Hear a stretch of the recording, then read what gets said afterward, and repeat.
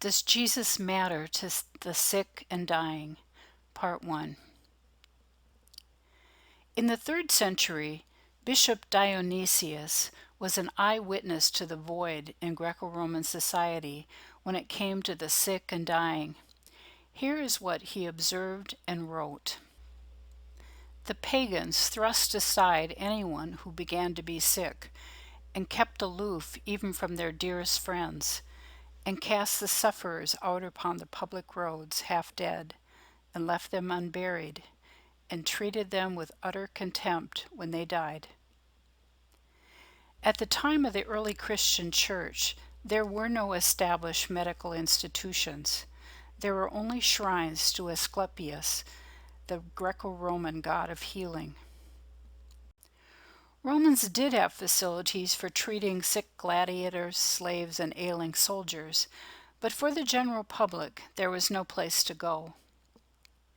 Philipsshaft, an American church historian, summed it up when he said, "The old Roman world was a world without charity, and so charity hospitals for the public did not exist until the Christians introduced them." The early Christians knew that everywhere Jesus went, he had healed the sick and driven out the demons causing the sickness. He wasn't just concerned about man's spiritual state, but their physical one as well. From then on, believers not only opposed all the taking of life that was going on, but they cared for any who were sick, whether they were Christian or pagan.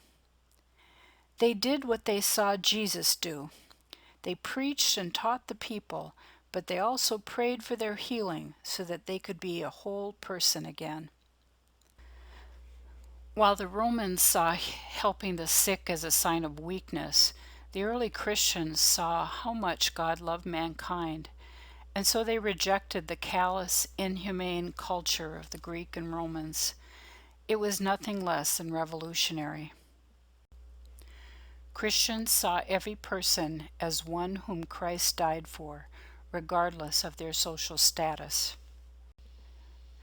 During the first 3 centuries of Christianity, when persecution was most severe, Christians took the sick and dying into their own homes to care for.